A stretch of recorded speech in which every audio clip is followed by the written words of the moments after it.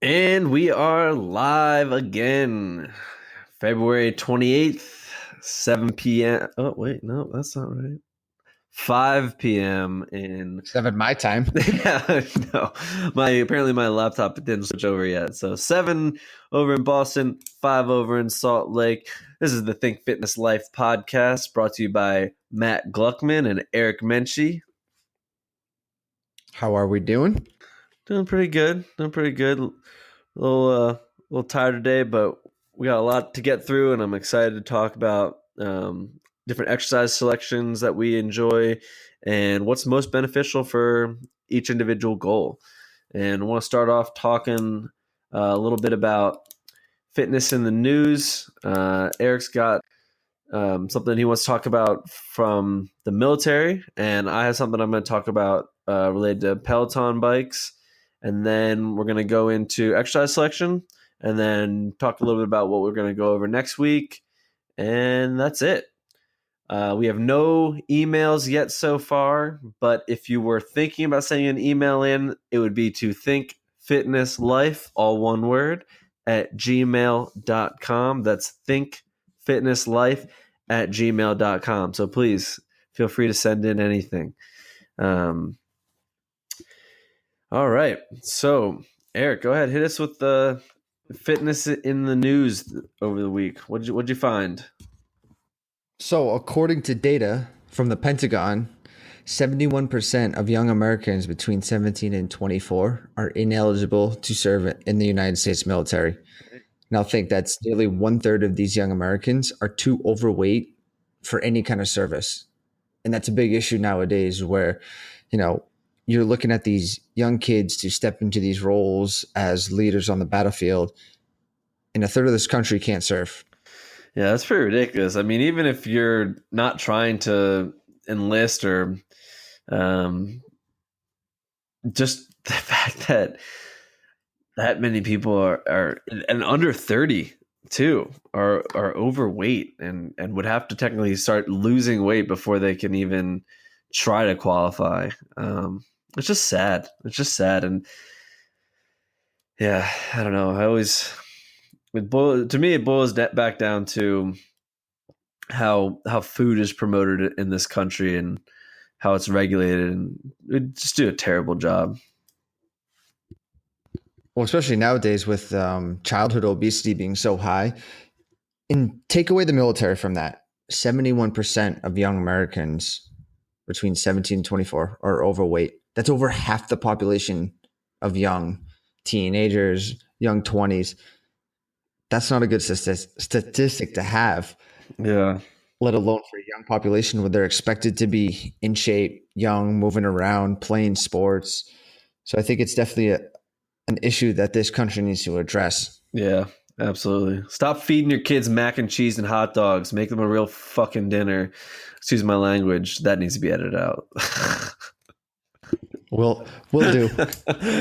Uh, Feel the frustration but boiling. yeah, exactly. I'm just fired up because it starts with parenting, and starts with opening your mind up and thinking about what you are putting in front of your kids, whether it's what they really wanted or not. Sometimes you got to be the bad parent. I remember I was with my niece and she was like, "Can I have an applesauce and a yogurt?" And she's 2 years old, and I was like, I look at her, I was like, "No, too much sugar." And she got so mad at me. She didn't talk to me for the next hour, but I, I had no regrets. Um, See, as long as you have no regrets and tell people that, keep doing it because you're only going to benefit them, especially at a young age. And you hate seeing kids with diabetes, yeah, but I'm never going to diagnosed 4 tell. and 5. Yeah. Oh, yeah. It's sad. It's really sad. But I'm never going to tell somebody how to raise their children. Like, I feel like that's a line that you don't want to cross unless you're comfortable with the person. So it was my sister, so it's a little different. See, I think maybe tell is a harsh word, but for people who need to be informed, maybe telling them the exact right things to do or the correct foods to feed your kid is a better way than telling, hey, you can't give them this. Once in a while, maybe. Yeah. But if you tell them, hey, this is better for them, longevity down the road, they might listen to you. Yeah. I mean, it's just amazing how um,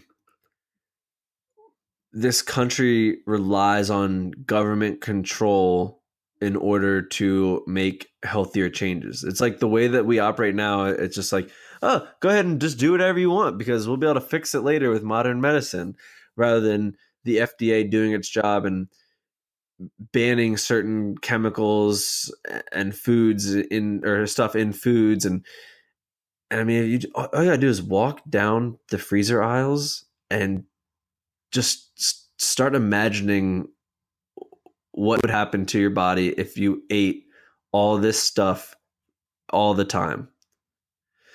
Um, I mean, Oh, it's insane. it took up to 2 years ago for the FDA to ban trans fats. It's ridiculous. But And Europe's had them banned for a while now. They've been way ahead of us.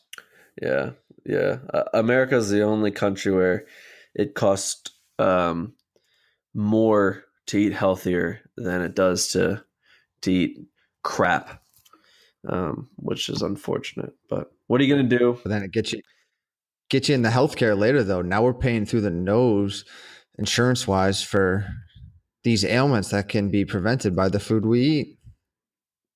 Such a great point. I mean, I love when people talk to me about, oh, we're on the brink of science with curing this type of disease, curing this type of disease, or curing cancer. We know cure for cancer. Yeah, we do. It's called be healthy. Eat the right foods. We have so many proactive and preventative measures that can prevent the disease or manage the symptoms. That's your cure right there. Um, but yeah, I mean, we could go on about this for days, so we better move on to our next topic That's a rabbit hole for another for another podcast. episode. Exactly. All right, I wanted to talk a little bit about Peloton because I think it's a really interesting trend coming into the fitness world, or it's been in the fitness world since about 2015 now. Um, and they're so if you haven't heard of Peloton before, just a little brief synopsis. They are spin bikes that are about $2,000 to own. The benefit is that once you own it, you pay a monthly subscription fee and you access live on demand spin classes at your own convenience. And there's a big screen right in front of your bike that you see the class instructor and the other people's times and everything. So you get that group experience, but without having to leave your home. And essentially, it's great for the stay-at-home mom or the stay-at-home dad or the entrepreneur who can't find time to go to one gym consistently. And what's interesting to me is they are now testing and moving into the treadmill space. So they're going to be, I think, available for purchase come April. The Peloton treadmills. I think it's a really interesting trend. Jumping on that wagon now, huh? Smart of Yeah, them. I mean it's brilliant because if you have a spin bike, odds are if you've owned a spin bike in the last 15 years, odds are it's become a clothing rack. Um, in the end of the day, it's going to come down to discipline. But I think the fact that there are because once a class is performed live, it'll wait there for you to access it later. I think up to 24 hours or something like that. But the fact that it has the program already set out, so when somebody thinks in their head like, oh, I got to go work out, like what am I going to do? I guess just sit on the bike for an hour. It's now like, oh, what am I going to do? I'm going to do one of the classes that's on the app. So I think it's a really cool way to streamline and get people active. And hey, anything that gets people up and moving, I'm all for. Promoting fitness, we love it. If you're one of those people that can't have a gym, definitely go check out the Peloton bikes or now the treadmills. And even at home, start your routine. Yeah, it Go just get makes it. me think that they'll get into other spaces, you know, just what can come after bike, treadmill. I guess you can go row machine. Could make a similar to a Bowflex, the Peloton Oh, they Flex. have that. I saw actually a commercial for that. Somebody had like a cable tower, and then there was like a screen. I know you've seen commercials for this. I I forget what have. the name of that one was though. It's a Yeah, pretty smart yeah, yeah. idea with the cable Yeah, resistance and and all it's that like stuff. another class setting. So interesting to see this stuff coming out and staying alive because it's definitely a needed flaw in especially the United States. It's getting people moving and exercising and challenging their body. Yeah, and that kind of leads right into our main topic of, you know, what people miss in their exercise selection and their programs. I love it. So, exercise selection. Where do we begin? Where do we begin? I mean, um, oh man, this is gonna all have to be edited out. Everything after 11 minutes. So many roads, Don't worry, I'm taking. so many different roads. I mean, we can start with, what do we see people missing in their programs or in their day-to-day routines that would help benefit them greater? Because we kind of see those people every single day. They do the similar routines on Monday, Tuesday, Wednesday, Thursday, Friday. Same exercises, maybe different weights, change up the intensity. Love it. But what certain exercises or modalities can they add in to Yeah, benefit yeah, them? yeah. Absolutely. I mean, so let's get in some specifics here, so we can really be specific about our exercise selection. Um, I mean, let's start off, and why don't you go ahead and tell us like what your favorite personal exercise is? Oh, that's a tough one. My personal favorite, it varies time to time. Um, or, if in a certain program I'm doing more hip dominant work. But I'd have to say, overall, one of my favorite exercises is a squat. The benefits of the squat are just immensely. You're creating full body tension, great stimulus of hormones, and you're getting your body to function completely as a system.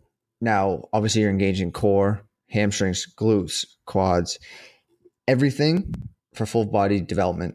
That's kind of where I'm at right now. It'll change. Some days I'll be like, hey, the deadlift's mine, or, a single leg lunge with a reach. But for the most part, squats, I love them. Hate them and love them. um, yeah, I mean, ideally everything's under tension, but quite frankly, most times I see people um, not being able to activate their core, not being able to maintain their pelvic flooring through the movement, um, not being able to keep their hamstrings on, and then not being able to go bring their hips past their below their knees to get that functional hamstring operation. But yeah, I love the squat. I completely agree. Your whole body's under tension. It's a great test towards your movement, your strength, and it'll identify weaknesses in your area in your body. But I'd have to say my favorite is the deadlift. Um, I don't, Ooh, my second. and I don't know why. What kind of deadlift you Well, got? just a conventional deadlift. But I love it because there's, again, like you said, everything's under tension. There's so much technique that goes into it, and in the end of the day, that weight is that weight dead on the ground. And if you miss 1 week, you know, next week you have to make the changes in your body, or whatever. Next week, the following week, week after that, you have to make those changes in your body and improve your body to figure out how to move that weight again. So I don't know. I just feel like in every other lift, there's some way that your body can compensate or cheat a little bit. And with the deadlift and the squat, um, there's really no cheating it if it's done properly. Correct. And I know those are both, bilateral exercises, and we can get into asymmetrical work versus symmetrical work.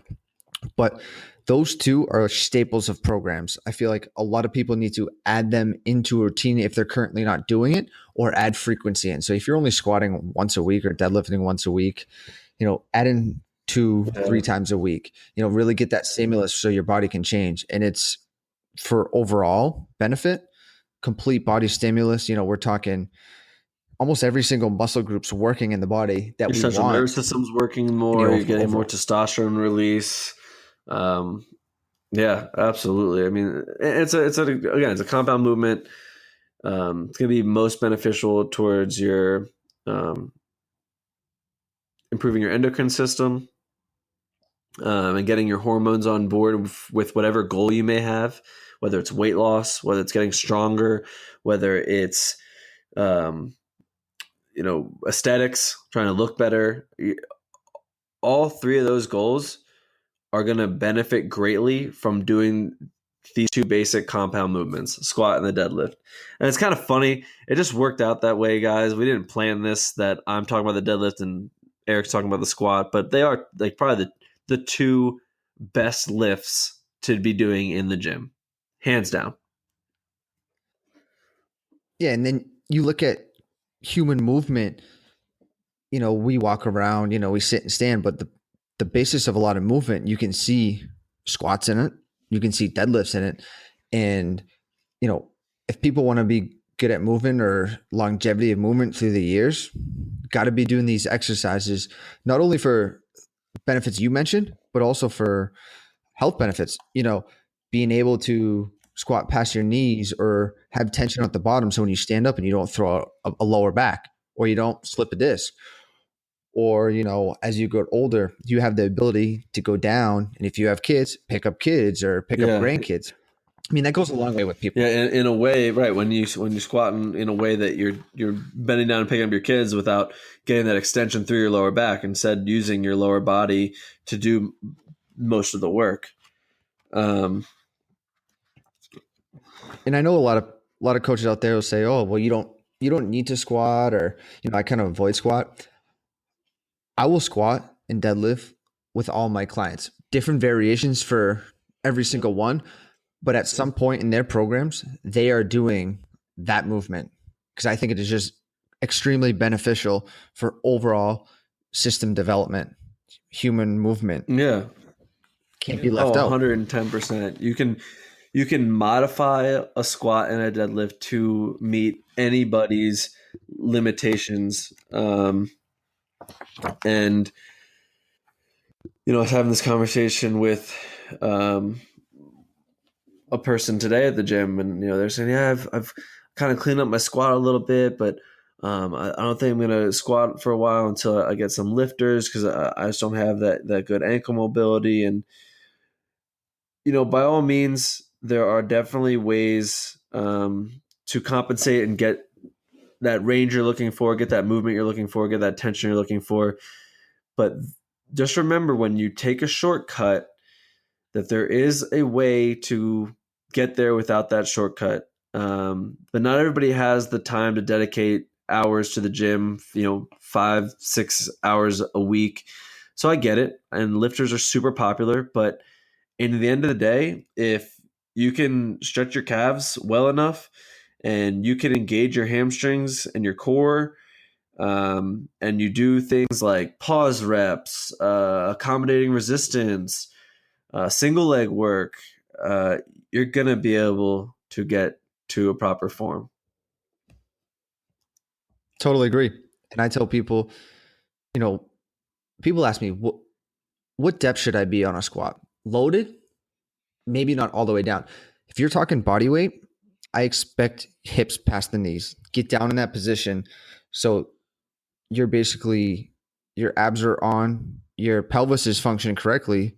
So you have complete movement. When people squat down and this is as far as I can go, and I get locked up, to people, not to get in depth with this, that should be kind of a signal saying, okay, maybe I need to fix something, or I'm out of alignment. Yeah, exactly. You use it as a tool if you can't do it, learn why. Learn about your body, figure it out, figure out um, first what the problem is, and then this is why there are personal trainers around. But figure out ways to fix what issue you're having, and breaking it down into simplistic things is the best way to do it. I mean, you talk about a squat, talking about um, ankle mobility, pelvic functioning properly, proper thoracic extension, core engagement, all these little checkpoints, so to speak, to really identify one, where your biggest issue is, and two, this problem is going to be your area of improvement, the thing you need to work on so that you can go back and progress back to the major movement, the squat or the deadlift, whatever you're doing. Absolutely. And I tell people, if you have questions, even listeners here, use resources at your gym, talk to trainers, email us. If you have questions or comments or concerns, or what squat form should I be using, send us an email, because we want people functioning in the right capacity. We're more than helpful to send out information to help people get there. At the end of the day, we all want to see people squatting full depth and full range of motion. Yeah, because if you're not getting the full benefit out of the work you're putting in. Simple right there. I mean, you want to be as efficient with your time, get the best bang for your buck. We'll get the best bang for your buck out of every single rep, and don't waste it. Don't waste a movement. Don't waste an exercise. I can't stress that enough. Like you said, reach out to somebody. The classic quote is, the worst question is the one that wasn't asked. So whether it's our podcast, you send an email in, or it's a trainer at your gym, or it's a friend you know who's a trainer, or I would say online, but online can be kind of tricky to weed out some of the garbage out there. But just inquire, investigate, explore. Yeah, there's a lot of stuff out there on squats, and good and bad stuff. So, make sure, if you have any doubts or questions, email us and we can guide you to the right videos or articles with that stuff. Yeah. And the bottom line is, whether your goal is strength, whether it's weight loss, whether it's to add muscle or to quote unquote tone up and just look better, you're going to want to incorporate these total body compound movements into your routines. Squats, deadlifts are two huge ones. And if I had to get even more specific, I would say my front squat's my favorite squat variation. But that's also because it's like literally my worst lift right now, and I'm really just loving trying to get better at it. And that's the thing. You see a lot of these people working out, and they lift towards their preferences. What lifts are they strong at and good at, and they get good at them, which is okay. But I always tell people, you got to step back and look at it. Where are you weak? That will help you gain strength in your big lifts, and kind of help those, what am I looking for? Muscle imbalances through the body. So a lot of times, kind of get into the next section, where what people are missing. I see a lot of hamstring work, a lot of posterior chain work that people are missing. And then, bilateral versus unilateral. A lot of people are doing two-legged stuff, where, let's see more single leg stuff, single leg lunges, single leg presses, single leg deadlifts. All that stuff should be thrown in to help those weak areas. Yeah, there's definitely a huge list of accessory work, and there's no one right list of accessory work for a certain lift. It just all comes down to the individual and their movement patterns and what they can and can't do. And I love that you said about exercise selection, because it's so true. I mean, people come in and they want to do what makes them feel good. They want to play to their strengths, and there's definitely a time for that. But the gym should be the time where you identify your weaknesses in a way that you're going to try to improve on them to make you better overall. And I think a lot of people have a tough time putting their ego aside and accepting that they're not so great at something, and they may need a second opinion on something, or they may need to have a conversation with somebody and not be the superior person in the conversation because they don't know everything about it. So there's nothing wrong with being, I don't even know the word I'm looking for. Being not wrong, but there's nothing wrong with being, um, nothing wrong with failing. Nothing wrong with failing something, or nothing wrong with being bad at something, as long as you don't give up, as long as you continue to try. Yeah, just I tell people, humble yourself to new exercises or exercises you haven't done in a while. And a lot of people forget about that, what they did in the past, or see variations, and they don't realizing the potential they're leaving on the table to train a muscle group that they're completely missing, or they're stimulating, but they're not stimulating at a great percentage. I kind of knew you were going to say hamstrings, but so I'll let you keep talking about that one. But I completely agree, 110%. Hamstring work is, oh, you know what? I'll have to say it's the number 2 most neglected. Actually, no, definitely number 1. Definitely number 1. Number 1 most neglected. Number 2 most neglected, core. Because you still see people do crunches, and whether they think it's helpful or not, at least they're trying to do core. So hamstrings takes the cake for the most neglected exercise. And Eric, please, because with your background and the way your brain works, you're just so good at explaining the function of the hamstring. So go ahead. So a lot of times people think hamstring. For anyone listening who doesn't know what the hamstring is, it's the muscle on the back of your leg, connects from your basically your butt all the way to the back of the knee. Now what it does is it functions it can flex the knee, but it can also reposition your hip. So it can pull your pelvis forward and backwards. Now a lot of people will do my favorite, the lying down prone hamstring curls, and that's pretty much it. I mean, they'll do RDLs and stiff leg deadlifts, but to really train that hamstring in a shortening aspect and kind of get that pelvis underneath, Yes. that's what people need. Yes. And I think that's what I want to get out to people is get more, supine lying hamstring curls, get more physio ball hamstring curls, challenge that hamstring in an isometric 90-90 position where you can really feel that turn on. Because now you're going to pull your hips in the correct position. So when you turn your hamstring on, you get full activation. Yeah, and what Eric's talking about when he means shortened position is we always, with the deadlift, with the RDL, even with the squat, when we come up to full extension and our we're standing up nice and tall right at the top of the movement, so to speak, we are locked out and squeezing our hamstrings, and they are strong in a lengthened position. But very rarely do we come across exercises that mimic what most people would probably commonly know as the machine hamstring curl, which is getting your hamstring in a shortened position at that point. When it's short is when it's doing its hardest amount of work of controlling that weight, that tension. And I try to stay away from machines as much as possible because it's just one fixed motion and you don't really get a full activation of the muscle, but also because you're trying to keep your pelvis in the right position, and it's not always easy to do in those hamstring curl machines. So definitely hamstrings for most neglected. What is your favorite hamstring exercise and why? Ooh, that's a tough one. My favorite's gotta be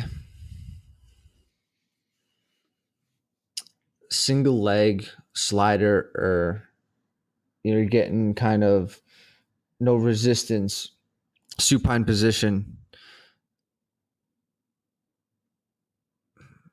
Yeah, so I'd say supine single leg hamstring curls.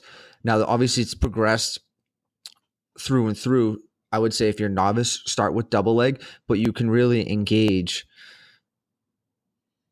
the abs, the glutes, and then you feel that hamstrings with the hips in the right position. So, like you said, a lot of people are anteriorly tilted, so those hips are forward and those hamstrings are long. Now, when he refers to shortening the hamstrings, we don't want those hamstrings to feel tight, tight, tight. Well, a lot of people get hamstring tightness because that is so long. So we want to get that hamstring back to normal length. And to start people with the supine position is a go-to for me. Right. Like essentially, if you feel tight hamstrings, I use this analogy a lot with a lot of clients, and if you hold on to gum in both of your fingers, right, both your fingers from both hands, and you're squeezing them between your forefinger and your thumb on both hands, and they start to pull that apart, the gum starts to thin in between that space now, but you're holding on to a lot of gum in both fingers.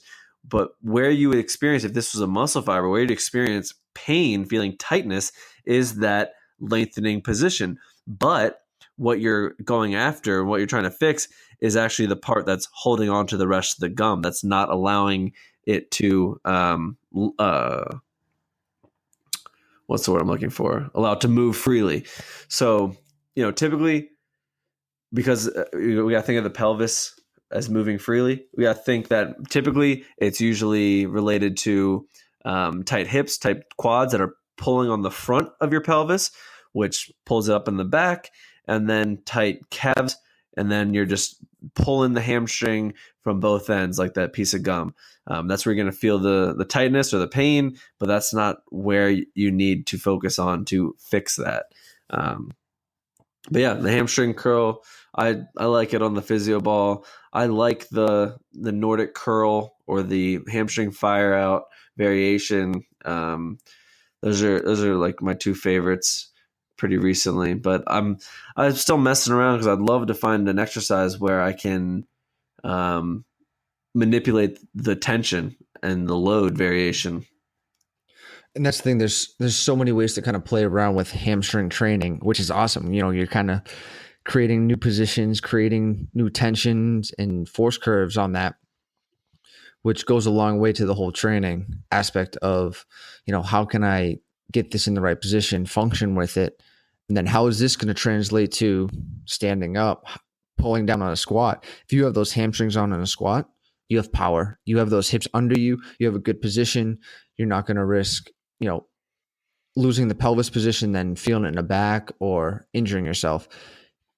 A thing I kind of didn't mention is that hamstring is a very important stabilizer of the body that will help our hips get neutral. So with a lot of people with lower back issues, do hamstring work. You need to strengthen those hamstrings to put yourself in a good position so you won't feel that tightness in the lower back. Yeah. Because a lot of times that mobility stems from alignment in your spine and your hips. And when there's improper alignment, your feet are the first contact to the floor and they're proprioceptors to turn the right muscles on. And when you can't turn your hamstrings on, your mobility is going to be terrible. And when you squat, you're just going to feel your quads are going to feel super tight, feel super painful. You're not going to be able to get to a full depth because you basically have muscles in the front that are trying to hold up your whole body as you squat down. Versus if your glutes and hamstrings are working properly, you have a muscle behind you holding on to everything and then pushing you up. So yeah, hamstrings, super important. We could talk about hamstrings for an hour easily. Absolutely. I liked your number 2 or number 1. I mean, I think you can go back and forth in an argument way. Yes, but I see where you came from. You kind of said everyone still kind of trains core, which I agree. Exactly. But I would say people don't train the abs correctly in the correct plane of motion. But at least they're trying. At least people are trying. I rarely see hamstring work being done. If it is, it's in a bad position. Yeah, exactly. I never see people try to do hamstring work. I do see people deadlift. I do see people squat, and I do see those both in good form. But I never see people, again, strengthening the hamstring in a shortened contraction and core. I don't even see people do planks unless it's my clients that I make them do planks. It's just something as simple as that. I do actually see a lot of people doing that core cable press, the Pallof press, which makes me pretty happy, but I don't think people know that they need to keep their hips under them. I see farmers carries a lot too, so that's why I retracted my statement about core being number one. But I completely agree. What is your because there's a lot to the core, so we'll pick three. What are your top three go-tos for core? Go. Mine would be number one, dead bug. Ooh, that is a damn good core exercise. Big thing I say with the core is being able to use the abs as an exhaler and able to pull those ribs down into the correct position. Because a lot of people think, okay, abs, what are they there for? They stabilize, but they also help the rib cage move. And when we do core work, people need to learn how to pull those ribs down in the front and keep those on and stabilize while we move through a movement. Just because you're moving, but if you don't have those stabilized, are we really getting true, abdominals? I'm talking internal, external, and then transverse abdominis work, or are we just kind of using that? Yeah. Rectus abdominis that everyone loves. But definitely dead bugs. Second, I would have to agree with the Pallof presses or the anti-rotational holds. Done correctly, it puts similar tension on, but coming from lateral side. So you're getting dead bugs is sagittal, and then you can get anti-rotation. We're talking frontal, and I don't really like going into the transverse plane with newer clients. So I'm going to say my third one is probably anti-extension work. So in dead bug position, that can be overhead holds, but keeping that back flat to the ground, or keeping those ribs on and going overhead with I like that. With a bar, med ball plate or band, and have them control the rib cage instead of it letting it flare up into extension, keep it in a neutral position and feel those obliques on.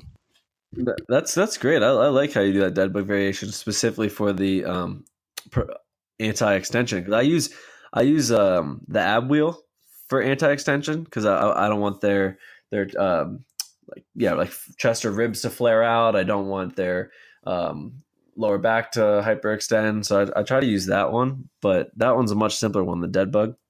I gotta agree with you. Dead bug, number one, hands down. And one key point I want to bring to the table about the dead bug is it really helps associate people's brains and differentiating between what is their muscle and what is their diaphragm. Because I see so many people who just hold their breath and just power through that set or that workout that they're trying to do. And then as soon as they release that breath and they breathe, they lose their core. So being able to control your pelvic flooring and breathing through that movement is huge when it comes to any lift and any exercise, and then related to anything you do outside of the gym. Oh man, you hit it right there. You said the big D word, diaphragm. Love it. I'm all about that. Inhale and exhale and getting the air moving. And I think people need to understand that, and we can get in depth in another podcast, real into this, but being able to control the diaphragm with the abs on is performance. Holding your breath and trying to use your abs is junk. You're not going to get anywhere. You're not going to get good training. You're not going to get good muscle activation. But people don't know that because they don't know how to. I mean, most of the time, when you're doing a dead bug with somebody who hasn't been in the gym for a while or whatever, I'll say this: 3 out of 5 people that I have do the dead bug right away have the most trouble with the breathing part, and the first rep that they do, they're turning bright red because all they're doing is just holding their breath, and they don't realize how to control their core until you get them to like crush your hand, all that stuff. So yeah, I think it just comes down to people's mind muscle connection and just not being able to activate their core without just holding everything in that area. Absolutely. And breathing has almost everything to do with it. I know it's a big stress on the body when people get a weight or something in their hand, but the ability to inhale and more importantly, exhale that air out goes a long way with ab training. And that's where I think you could argue that ab training is probably the most skipped or underutilized tool in the gym because people aren't doing Yeah. correct ab work. They're just, they're moving sternum and rib cage and a pelvis that aren't set with a diaphragm underneath in an inhaled state, you're not going to see Yeah. optimal Yeah. results. Yeah. And then I would say my next two favorites are the weighted plank. I love it. And oh man, I'm gonna have to go with a leg lowering exercise because so many people can't control their pelvic flooring, and I think that really helps. Not only can people help people control their hips, but really create that pelvic flooring and know what that feeling is like. But yeah, go ahead. Absolutely. And, kind of going back to what we said about breathing, that pelvic floor is so key, and breathing will influence what your pelvic floor will do and what your pelvis do. So it's key to performance. But having someone be able to control hip, so a pelvic and then a femur moving is important. And there's a big quote that I tell people by Dr. Carl Lewitt. It says, if you don't own breathing, you don't own movement. That's powerful. So think about that. If people can't own breathing, their movement's going to be off.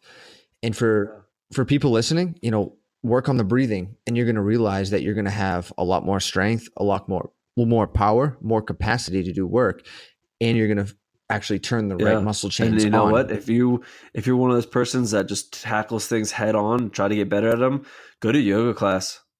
For sure, you will get better at your breathing. If you go to yoga 2 days a week for even 2 weeks, you'll just be so much more automatically working on your breathing when you're doing things.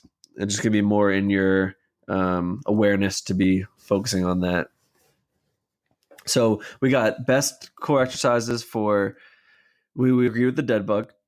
We can agree that best lower body exercises is probably the squat and the deadlift, since we went over those earlier. Yes. What's your favorite upper body pulling exercise?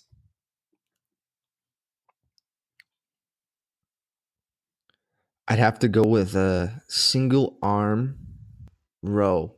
Now, I do different variations of it, so probably one of my favorites is going to be out of a elevated bear crawl position, single arm row. So same thing, I'm working in breathing, I'm integrating the complete system, pelvic, posterior tilt, glutes are on, get a little hamstring activation, and then I'm pulling through that. Now, the big thing on that is being able to keep your thorax up and back while you row and not let that drop down into the ground. So essentially, can't let your body go into extension as you try to pull the weight. So instead of pulling your body towards the weight, you're moving the weight strictly towards your body. Yeah, it sounds like a really good exercise. I definitely love the dumbbell row, especially myself, especially when you're incorporating that core work and that breathing into it. But I wouldn't say that's my favorite, only because we're speaking about general population. I see that as an exercise that's really performed incorrectly a lot of the time. Either they're pulling their elbow way too high and letting their body rotate around their oblique, or it's like all upper trap and they're just kind of shrugging that weight really versus getting that whole lat to work. But geez, now I got to think about my favorite. Well, no, I totally agree. And you see a lot of these movements that, people will watch trainers doing or see online videos, and then they go do it and their body kind of compensates how it wants to get the weight from A to B. And it can be challenging to see, people kind of struggle with that. And not quite get it. So I think it can be tough, even training someone with a row, or even sometimes a press. Having just control over that Yeah. movement. Yeah, I mean it's hard to see. You can't see your back, whereas you can kind of see any arm exercise you do. I mean, most people squat or deadlift in front of a mirror. You can kind of visually see that, but you can't really see your back.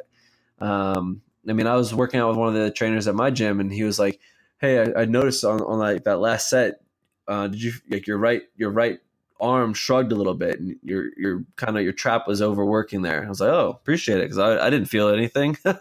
So it's just I feel like it's harder to perfect your form with it without having like a buddy or a trainer there to really help you. Um, but I would say my favorite pulling exercise. I don't know. I love a barbell bent over row, and I do love just a basic seated cable row because of the positioning it puts their entire body, and um, it is quickly. I feel like it's easily eliminated the upper trap issue, um, and we can really focus on stretching out the lats and pinching those shoulder blades down and keeping that core engaged and being nice and tall. So I'll probably go with the seated row. Seated row is my go-to for across the board for any client, unless they're just like super athletic and do seated rows all day long and they're bored of it and they want to do something different. Totally agree. And I should say for my exercise, that's my favorite that I like to perform. Love that you kind of went into the general pop to kind of give them a reference of, where to start and how to approach a row so you don't screw it up and kind of get the dynamics of this is what I should be doing and this is what I should be feeling. Mine is a down the road progression. That is a something you're not going to do day one, maybe not even day 10. That might be a Yeah, second macro cycle or but mesocycle, whatever you want to yeah, call I it. thought we'd have time to What get into queuing stuff today, but I think we'll do that next time we talk about fitness related stuff. Is we can maybe go through the basic exercises that we were talking about today and talk about different queuing techniques. Because I know that, like, for example, I really like sliding your shoulder blades into your back pockets versus pinching your shoulder blades together. Because anytime I say pinch your shoulder blades together, I still get everybody who's upper trap dominant. They just kind of shrug because they want to feel everything squeezing back there. But when I'm like slide your shoulder blades into your back pockets, I get that scapula retract. Not retraction. What am I looking for? That shoulder packing, that scapula packing that I'm looking for.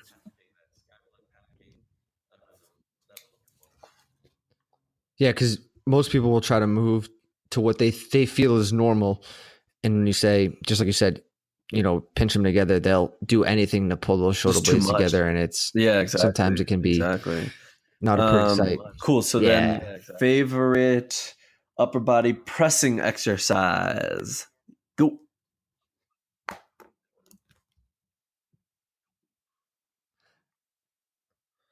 I like alternating presses. Getting the body to move asymmetrically goes a long way for people. And I know we kind of haven't touched on that quite yet and might not get to it on this one, but for people like kind of wondering, getting the body to move one side while the other side stays stable goes a long way in muscle development, neural development, and overall stability of the body system. So to build that into people's program is key, uh, compared to doing Yeah. all double leg, double arm stuff, which a lot of people do.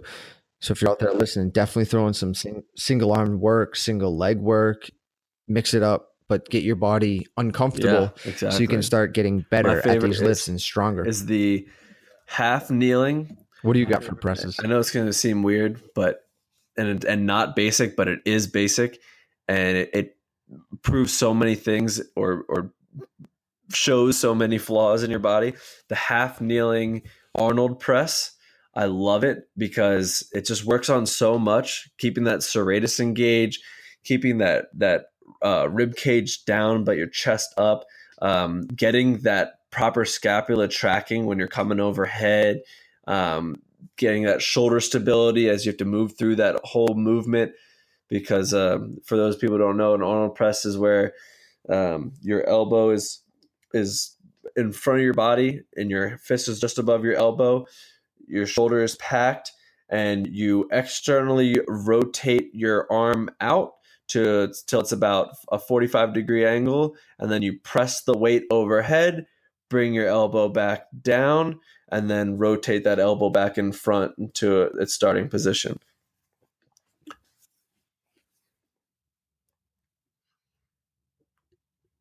Yeah, another great exercise. And then even the half kneeling, same Yeah, thing. get that glute You're firing. you're in an asymmetrical state right there. That's fine. That's your off balance exercise. So I should say all these exercises we're throwing out are all great. There's no such thing as a right or wrong exercise, like you said earlier. It's just the way we perform it makes it beneficial or non-beneficial.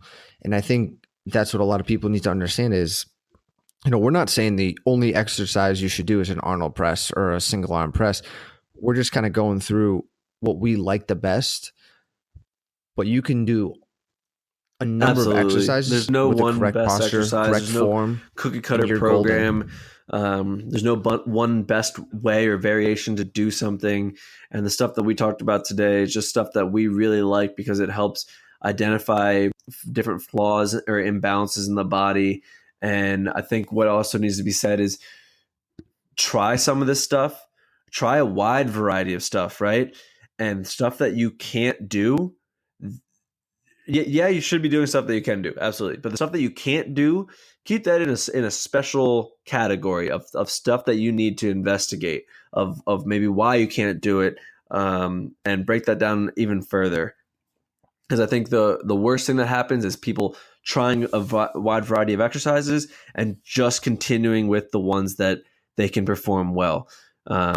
Because there's sometimes a minor reason why you can't perform an exercise due to mobility or soft tissue work or activation, turning on the proper muscle. And just know that whatever issue you may be having, there is always a solution.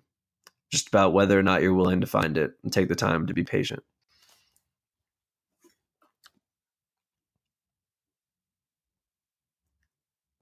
Totally. And I tell people, go online, go find websites where you can get new ideas for exercises, especially if you're stuck. If you feel stuck in a program or stuck in kind of your plateau of, I'm not seeing any results, I'm not gaining, losing, change up Or if you're what you're bored, doing, kind of adapt and improvise to your yeah, if you're program bored or and see if if it you works just for feel like you. you're going through the And motions, that's what it is. switch it up, change it into something Yes, that if you're you're going to bored, change enjoy, it up. that fires you up, that um, gets you leaving the workout feeling fulfilled.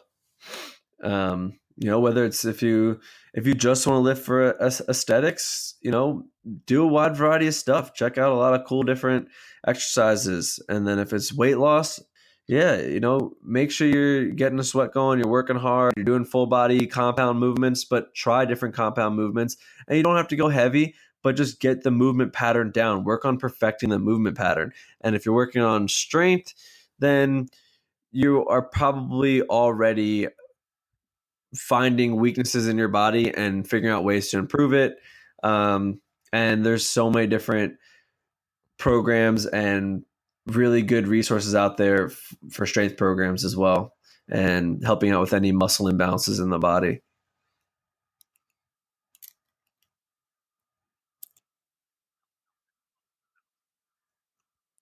Totally. And go find them online. Start a new program next month, next phase, if you feel you need a change.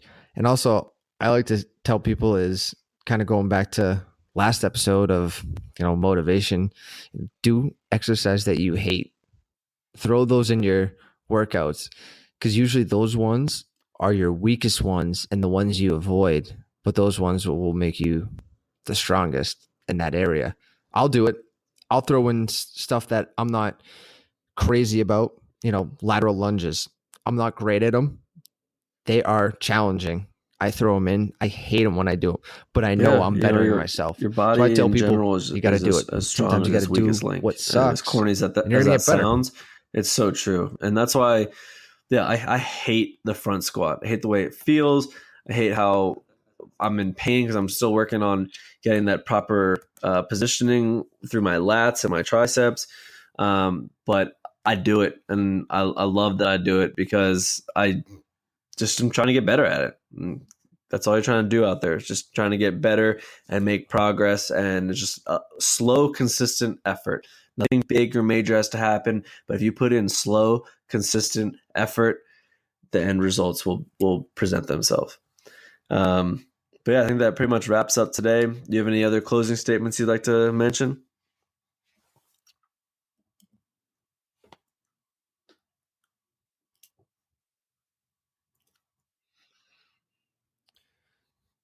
Just keep on it.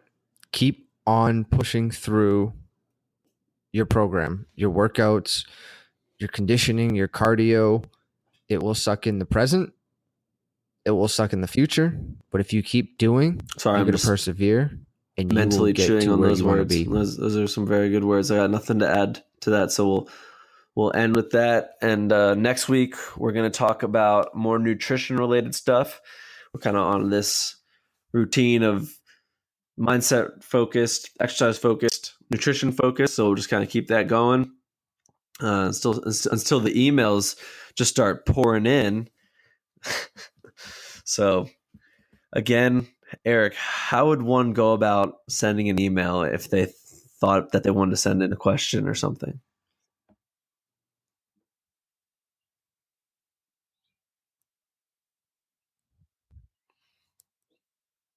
It'd be Think Fitness Life, And please, one we'd love word, to hear from at you. gmail.com. All right. That's Think Fitness Over and out. Life at gmail.com.